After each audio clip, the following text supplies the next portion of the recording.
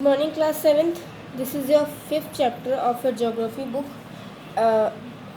elements of weather and climate. इस chapter में हम पढ़ेंगे एलिमेंट्स ऑफ वेदर और क्लाइमेट के बारे में, क्लाइमेट और वेदर के एलिमेंट्स के बारे में पढ़ेंगे। ठीक है, स्टार्ट करते हैं अपना चैप्टर वेदर एंड क्लाइमेट। जैसे कि आपको पता है वेदर और क्लाइमेट क्या होता है। Climate is one of the basic elements in the natural environment. It affects landform, soil types and vegetations.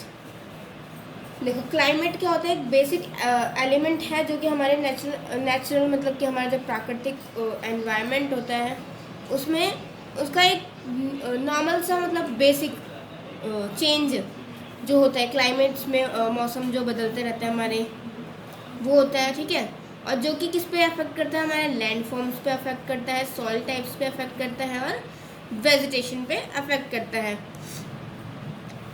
It's influence on a man is very high. Our choice of clothes, food and houses in which we live is intimately related to climate. देखो ये जो होता है वो इंसानों पर भी बहुत इफ़ेक्ट करता है, मतलब उन पर भी बहुत हाई इन्फ्लुएंस पड़ता है इनका, उनको भी इफ़ेक्ट करता है। उनके लाइफस्टाइल जो होती है और जो लाइफस्टाइल चेंज कर देता है। जैसे कि मान लो उनके कपड़े, लाइक गर्मियों में कैसे कपड़े पहनते हैं और सर्दियों में कैसे पहनते हैं ना, कपड़े चेंज कर देते हैं। और फूड जो वो खाते हैं वो उसमें भी चेंजेस आते हैं, हाउसेस में भी वो हाई हाउस वगैरह इन सब चीज़ों से क्या होता है, रिलेट करता है। ठीक है, The term climate should not be confused with weather. अब देखो जो climate है और weather दोनों मतलब सेम चीज़ नहीं है, तो इसमें कंफ्यूज होने की कोई ज़रूरत नहीं है। देखो weather is the day to day condition at the atmosphere of any place. अब देखो weather क्या होता है, किसी भी जगह का डे टू डे मतलब कि आज का, कल का, परसों का, ऐसा रोज का जो मौसम होता है, मतलब दिन कैसा होगा कि आज गर्मी है, धूप है, कल बारिश है, या जैसा मौसम होता है वो डे टू डे के बारे में हमें बताता है। ठीक है, बट जो क्लाइमेट होता है वो कुछ मंथ्स के लिए होता है, कुछ टाइम पीरियड के लिए वो होता है। जिसकी मान लो गर्मी है, अब गर्मी का 3-4 महीने रहती है गर्मी, और उसके बाद ठंड आती है, ठंड भी 3-4 महीने रहती है, फिर स्प्रिंग, ऑटम, है ना। तो इन सब चीज़ों का जो होता है टाइम पीरियड होता है, तो वो टाइम पीरियड जो होता है किसी भी एक सीज़न का उसको हम बोलते हैं क्लाइमेट। और वेदर जिसको बोलते हैं हम, डे टू डे जो अपडेट होती है मौसम की, उसको हम बोलते हैं वेदर। ठीक है, weather can change dramatically from day to day. और जो वेदर होता है वो चेंज हो जाता है दिन के अकॉर्डिंग। जैसे कि आज गर्मी हो गई, आज बहुत तेज़ धूप निकल गई, और कल छाँव हो गई और बारिश भी हो गई और हवा भी चल गई। ठीक है, तो जो वेदर है वो चेंज हुआ ना, दिन आज गर्मी थी और कल क्या हुआ, ऐसा हुआ।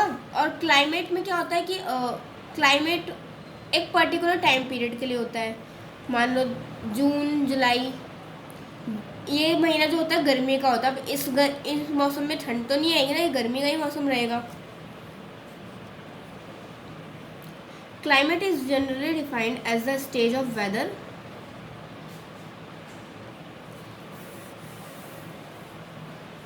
elements of the both are same: temperature, pressure winds, humidity, rainfall, etc. ठीक है, ये सब जो होता है सेम इसमें रहता है।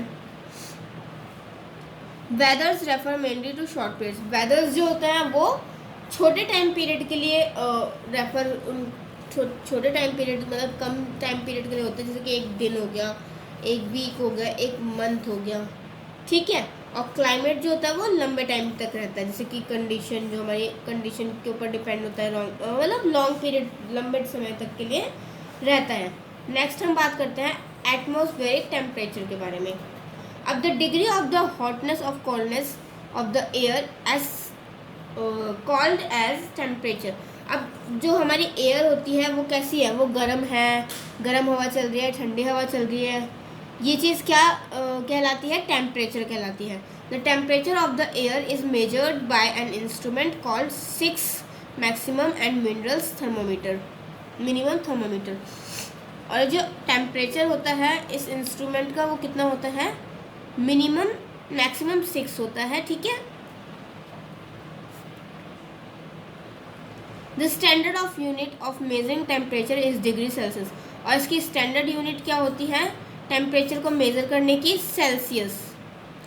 Celsius scale the freezing point of water is 0.0 degree, और फ्रीजिंग मतलब कि पानी जब जमा देने वाली जो ठंड होती है वो कितनी होती है? 0 डिग्री। और बॉइलिंग पॉइंट इसका क्या होता है? 100 डिग्री सेल्सियस, ठीक है। The sun is the main source of light and heat, जो सन होता है वो लाइट और हीट का मेन सोर्स होता है। The sun radiates the heat in all direction, जो सन होता है वो सभी डायरेक्शन में अपनी जो हीट होता है उसको रेडिएट करता है।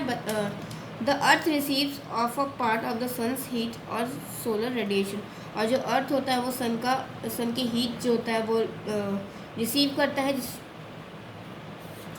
सोलर रेडिएशन जिसको हम कहते हैं। This incoming solar radiation is known as insolation, और इस सोलर रेडिएशन जो अर्थ पर पड़ती है उसको हम बोलते हैं insolation. The earth receives millionth part of solar radiation. Isotherms are imaginary lines joining places of same temperature.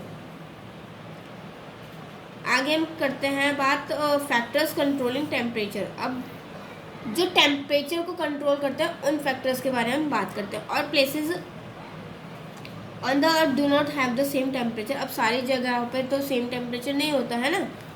It depends upon the amount of insolation received by particular place. अब ये किस पे डिपेंड होता है? जो सोलर रेडिएशन आती है अर्थ से वो कौन सी जगह कितनी रिसीव कर रही है उस पर ये डिपेंड होता है, ठीक है। Temperature keeps on changing from place to place from time to time, और ये क्या जो टेम्परेचर होता है वो कैसे चेंज होता है? प्लेस टू प्लेस और टाइम टू टाइम वो चेंज होता है। The various factor which controls the temperature of a place are as follows, और ये जो डिफरेंट फैक्टर्स हमें दिए हुए हैं जो टेम्परेचर को कंट्रोल करते हैं उसके बारे में बात करते हैं। Latitude, the inclination of the sun's rays depend upon the latitude of that place.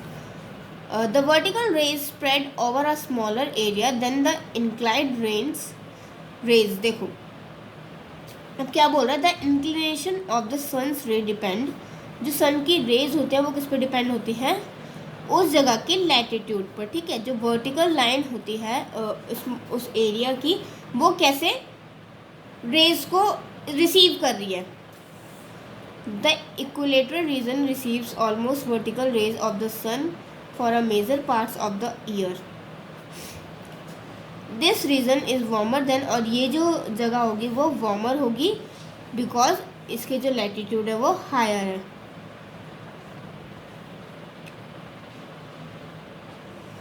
Next है altitude. Temperature decreases with height in troposphere. अब ट्रॉपोस्फेयर जैसे कि हमने पढ़ा था लास्ट चैप्टर में, एक second,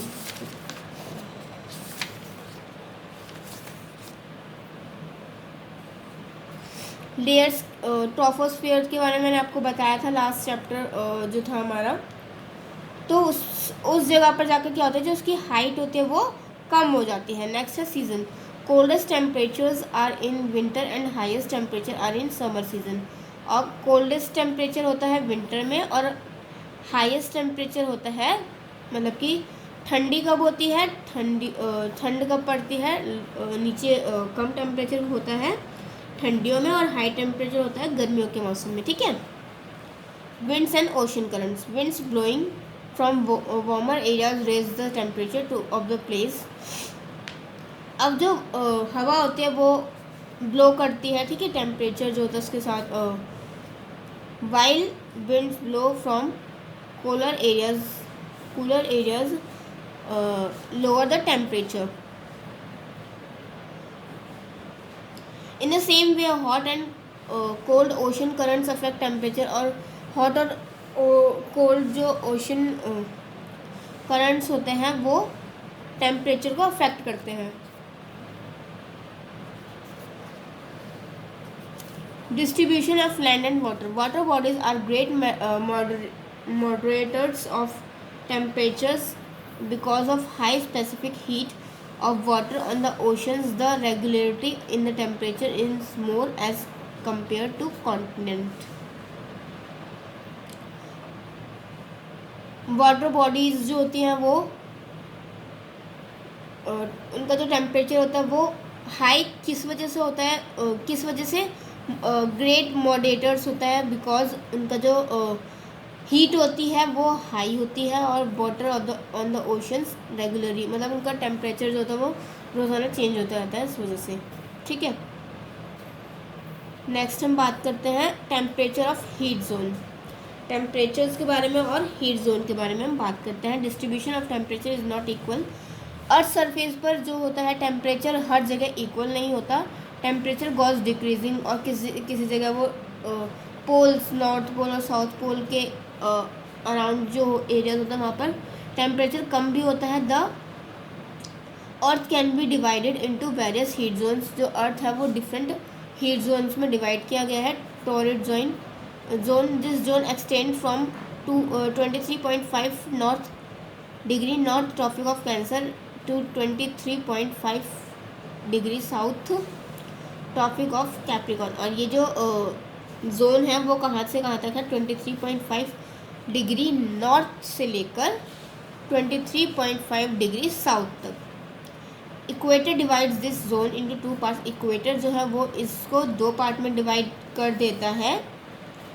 hair temperature is very high, the sun rays are vertically. इधर जो होता है जो टेम्परेचर होता है बहुत हाई होता है, बहुत तेज़ गर्मी होती है क्योंकि जो सन की रेज है वो वर्टिकली इन एरियाज पर पड़ती है। ठीक है, और ये जो सोलर रेडिएशन है वो ज़्यादा रिसीव करती है। नेक्स्ट हम बात करते हैं temperate zone. The north temperate zone lies between the tropic of Cancer. और जो नॉर्थ टेम्परेट जोन है वो ट्रॉपिक ऑफ कैंसर 23.5 नॉर्थ से लेकर आर्टिक सर्कल 66.5 डिग्री नॉर्थ तक पड़ता है। ठीक है, और साउथ टेम्परेचर जोन जो है वो tropic of Capricorn 23.5 degree south से लेकर एंटार्क्टिक सर्कल 66.5 डिग्री साउथ तक होता है। ठीक है, रहता है, इतना उसका एरिया वो कवर करता है। This is a transition belt और zone between the torrid zone and the frigid zone. और ये जो है वो ट्रांसलेशन बेल्ट है और टॉरिड जोन और फ्रिट जोन के बीच की जोन इसको बोला जाता है। ठीक है, नेक्स्ट हम बात करते हैं फ्रिट जोन के बारे में। इट एक्सपीरियंस नाइदर, और इसका जो एक्सपीरियंस मतलब ये तो ना ज़्यादा गर्म होता है ना ज़्यादा ठंडा है, इसका जो टेम्परेचर होता है वो नॉर्मल रहता है। नेक्स्ट हम बात करते हैं frigid zone. The frigid zone lies between the Arctic circle and the north pole 90 degree north and the south frigid zone lies between the Antarctic circle and the south pole 90 degree यानी south. This zone experience extreme, और ये जो होता है वो north इतना यहाँ से नॉर्थ पोल 90 डिग्री नॉर्थ होता है, साउथ भी 90 डिग्री साउथ में पड़ता है आर्टिक सर्कल पर। और ये जो होता है बहुत ही ज़्यादा ठंडा होता है, ये जगह बहुत ठंडी होती है क्योंकि यहाँ पर सन की रेज जो होती है वो स्लांटली पड़ती है और हीट जो सन की होती है वो इस सरफेस पर नहीं पड़ पाती, इसलिए ये एरिया जो होता है बहुत ठंडा होता है। ठीक है क्लास, आपका चैप्टर यहीं पे हम आगे का चैप्टर हम नेक्स्ट वीडियो में कंटिन्यू करेंगे। इस चैप्टर के लिए इस वीडियो में हम यहीं तक फिनिश करते हैं आपका चैप्टर।